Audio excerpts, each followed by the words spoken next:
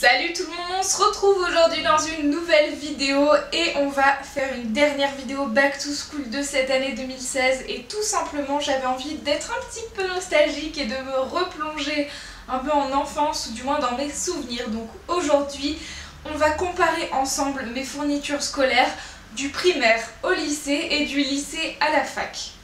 Ça a quand même pas mal changé, donc on commence tout de suite avec l'élément principal, l'agenda. Donc bien évidemment en primaire, j'avais pas vraiment d'agenda, j'avais un cahier de texte, ce qui était un peu nul au final. Je suis pas très fan de cette organisation parce que du coup on n'a qu'à retenir lundi, mardi, mercredi, jeudi, vendredi. Et par exemple chaque lundi on va noter nos devoirs au lundi, etc.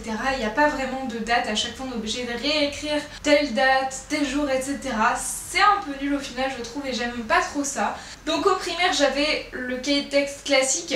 Et après j'ai eu l'agenda Diddle, voilà, pour au final au lycée avoir le fun agenda, qui est un agenda trop cool en fait, moi j'aime beaucoup parce qu'il était vierge blanc en fait, c'était cartonné.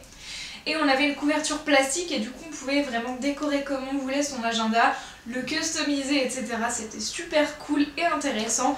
Et du coup à la fac, qu'est-ce que j'ai maintenant? Eh bien j'ai vraiment un agenda de grande avec vraiment tout en entier personnalisable puisque j'ai tout fait moi-même. J'ai imprimé mes feuilles, j'ai fait mon propre séparateur, j'ai fait mes propres intercalaires, etc. Et j'ai choisi moi-même ce que je mettrais dans cet agenda. Ensuite, un truc qui est un petit peu genre toute mon enfance, c'est le stylo plume. Parce qu'à la fac, j'en ai plus du tout. Et donc en primaire, on commence très basiquement, et je pense que tout le monde a commencé avec ça, c'est le fameux stylo Lamy, qui est en bois, et à mon époque, il n'y avait que 3 couleurs, il y avait que rouge ou bleu, et plus tard, quand j'étais en fin de primaire, début collège, on a commencé à avoir d'autres stylos Lamy, où là on pouvait choisir avec d'autres couleurs, genre jaune par exemple, noir, etc.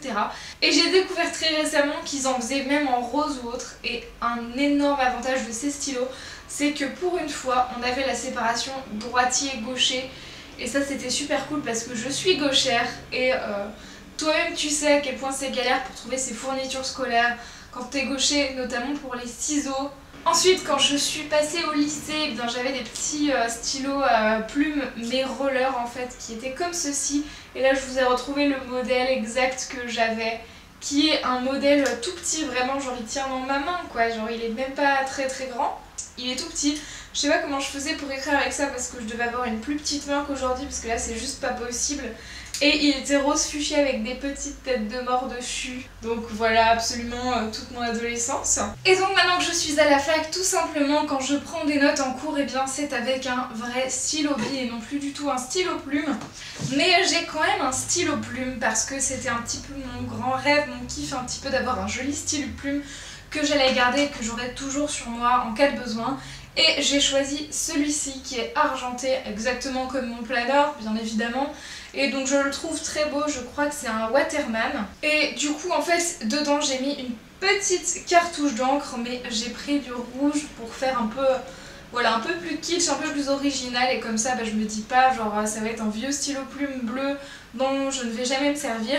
Non, au contraire, je sais que si j'ai envie de mettre un peu de rouge sur mes copies, de mettre une annotation ou autre, je vais prendre ceci. Ensuite, on va passer à un autre élément phare qui est la trousse. Voilà, j'ai toujours pu choisir ma trousse. J'ai toujours eu des parents conciliants sur la trousse et un petit peu le cartable, mais pas toujours. C'était l'important aussi pour eux que j'ai pas un cartable toujours à dos, parce que c'était lourd, mais on y reviendra plus tard. Et du coup ma trousse en primaire c'était toujours des trousses Diddle. C'était assez cool niveau matière parce qu'elles étaient un peu molletonnées, du coup elles étaient toutes douces, c'était joli, c'était sympa, c'était coloré.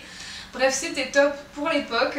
Ensuite au lycée j'avais une trousse énormissime. Bon, elle était pas énorme du tout, mais genre elle était énorme dans le sens trop cool.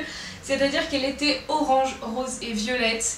Et elle avait que des trousses, elle avait que des fermetures éclair en fait. La trousse en entier sur tout le tour était des fermetures éclair. Du coup on pouvait l'ouvrir n'importe où.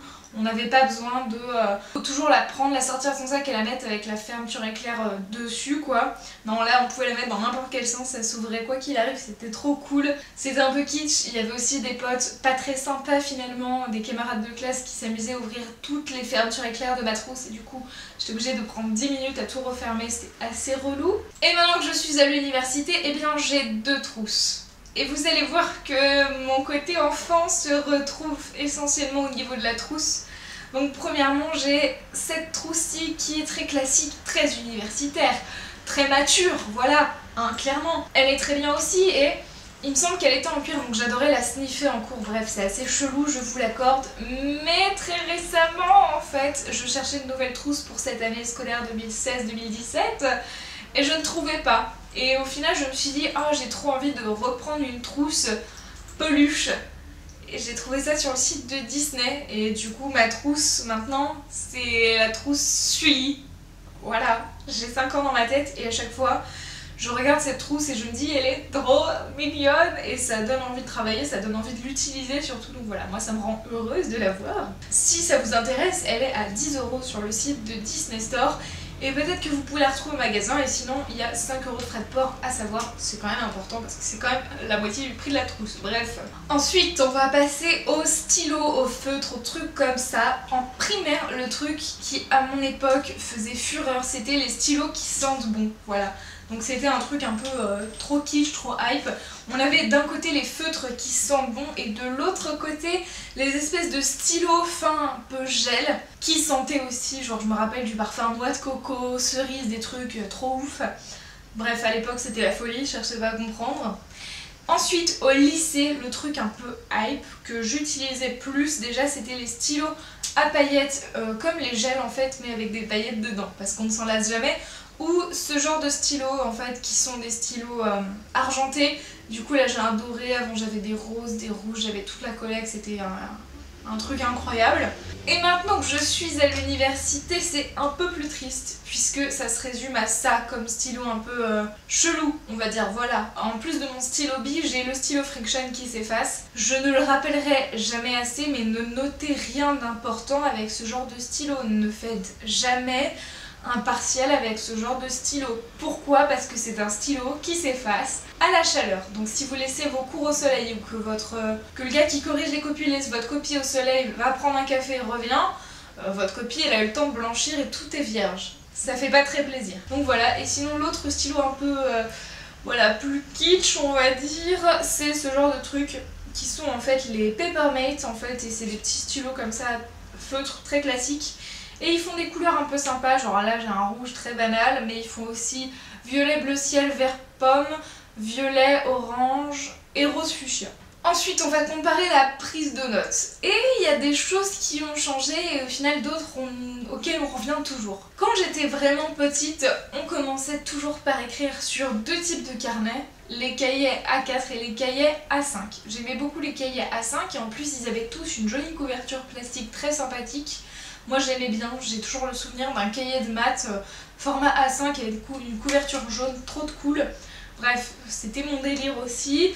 Et après, quand on est passé au lycée, on s'est tourné de façon très maladroite, je dirais, et aussi un peu stupide, directement vers la feuille A4. Vous savez, la feuille volante que vous allez mettre dans un trieur, dans un classeur après, et qu'au final, en fait, ce qui se passe entre ces deux étapes de j'écris mon cours sagement et il finit dans mon trieur puis dans mon classeur, bah c'est que dans le trieur il va se plier, vous allez en perdre, il va y avoir plein de feuilles volantes et vous perdez la moitié du cours. Voilà, tout est normal, c'était une organisation pourrie. Quoi qu'on en dise, je ne referai plus jamais ça. Et franchement, si vous êtes au lycée et que vous avez l'occasion, la possibilité, la chance même de pouvoir prendre ce que vous voulez pour faire vos notes, je vous conseille sans aucun doute de prendre un petit cahier comme ceci, format A5 déjà parce que c'est plus petit. Et alors certes, il y a des matières où on a besoin de grandes feuilles, genre les maths par exemple, voilà, des fois on a vraiment besoin, mais c'est pas non plus indispensable. Et moi ce que j'aime, c'est que du coup maintenant c'est ce que je fais à la fac, c'est que j'ai toujours ce genre de petit cahier qui prend moins de place dans mon sac à main, qui est bien moins lourd, donc ça fait du bien à mon dos. Mais surtout en fait, j'écris mon cours, voilà, et après je n'ai qu'à détacher la feuille qui est prédécoupée en fait. Il y a une petite encoche et comme ça c'est facile à découper, on n'a pas besoin de la déchirer vraiment. Donc ça c'est cool, et après vous mettez ça dans un classeur avec des intercalaires, voilà.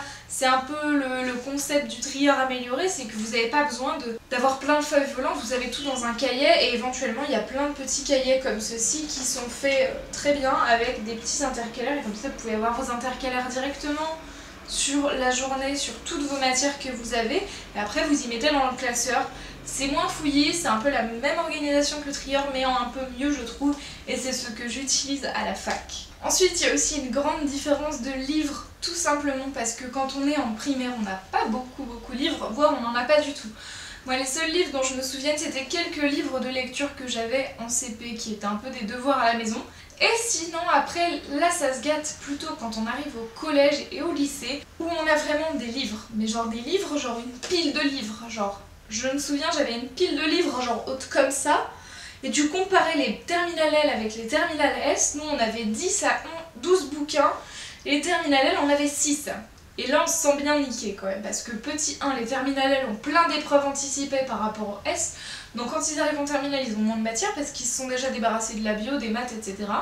Alors que nous, on a toutes les matières à mon époque, hein, on ne passait pas l'histoire en anticipé ou autre, on n'avait que le français en anticipé en première, comme tout le monde. Mais il restait quand même vachement de matière en plus des options de tout ce que vous voulez. Donc c'était super lourd, et quand vous saviez que vous avez jusqu'à 4 matières dans la journée, ça veut dire que potentiellement il vous faut les 4 livres dans votre sac, c'est juste invivable. Alors que quand on est à la fac, c'est beaucoup plus simple dans le sens où soit on imprime ses cours et dans ces cas-là on a un joli fichier PDF relié, soit tout simplement on a tous ces cours en PDF et les seuls livres dont on a besoin ils sont déjà présents dans la bibliothèque universitaire, donc on n'a pas besoin de les acheter, ce qui est quand même super parce qu'on a beaucoup plus de choix de lecture. Et parce qu'en plus de ça, ça fait faire des économies. Donc voilà, et en plus ça économise du papier de livre à ne pas imprimer 25 milliards de fois pour tous les étudiants de la France. Donc c'est super cool. Et enfin, on va passer au point essentiel, au dernier truc le plus kitsch de toute la planète.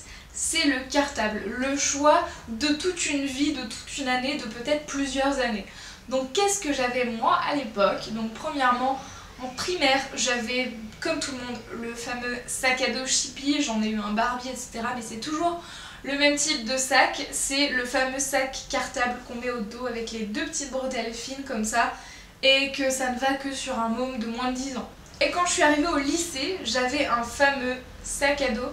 C'était toujours un sac à dos, mais j'étais passée au Eastpak parce que voilà, c'était la mode, fallait avoir un Eastpak et tout. Faut dire aussi que c'était très pratique dans le sens où c'était très résistant et en plus ça prenait pas l'eau, voilà, donc c'était super cool, c'était assez imperméable à la pluie, donc c'était super cool, vraiment, vraiment, vraiment. Il y avait beaucoup de place dans ce... Il y avait beaucoup de place dans ce sac à dos et du coup on pouvait vraiment mettre tout ce qu'on avait besoin, c'est-à-dire les cahiers, les fiches, etc., les livres. Et maintenant, si je dois avoir un équivalent de sac à dos dans la vraie vie pour l'université, et dans ma vie d'adulte, plutôt que dans ma vie d'adolescente et d'enfant, et bien c'est le fameux sac Paul Marius que je vous ai déjà présenté en fait, et c'est juste un incontournable pour moi, voilà. On revient finalement au cartable de nos grands-mères, le fameux truc indispensable, mais je suis désolée, c'est en cuir et ça dure vachement bien, on peut mettre énormément de choses autant que dans un Eastpak et ça a pas du tout le même style, donc moi je trouve ça trop cool. Et voilà, c'est tout pour cette vidéo. Alors j'ai pas fait toutes les catégories parce que ça serait un peu trop compliqué, puis il y a des trucs pas très intéressants à vous dire non plus, ou à se remémorer tout simplement. Donc voilà, j'espère que ça vous aura plu. N'hésitez pas à me dire quelles sont les modes en ce moment au collège, au lycée. Moi j'en sais rien, je suis plus dans ce genre de truc. Je suis à la fac, donc forcément je croise pas beaucoup de lycéens non plus. Donc voilà, j'espère que ça vous aura plu. N'hésitez pas à me dire ce que vous utilisez comme fourniture. Quel est selon vous le truc le plus important? Est-ce que c'est l'agenda? Est-ce que c'est la trousse? Est-ce que c'est le cartable? Petit sondage, trousse, cartable ou agenda, dites-moi juste ça au moins dans les commentaires. On se retrouve très vite pour de prochaines vidéos. En attendant, prenez soin de vous. Ciao ciao. Ensuite on passe... Pas merci le camion qui passe, oh, le camion qui passe, oh. Bref, recentre-nous.